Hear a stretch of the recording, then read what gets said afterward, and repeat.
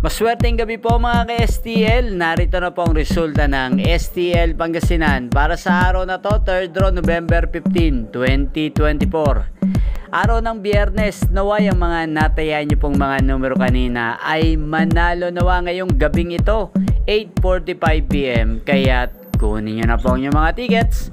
Narito na po ang resulta.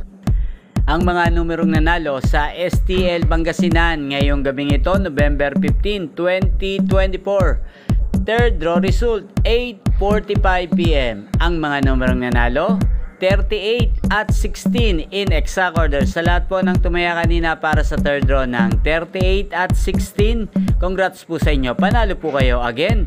38 at 16 in exact order. At ngayong gabi, shoutout po natin sa STL Pangasinan si Ate Monique. Ate Monique ng Pangasinan, shoutout po sa iyo. Naway nasa maayos ka pong kalagayan at ang mga tinatayang mo mga numero sa STL Pangasinan ay manalo nawa.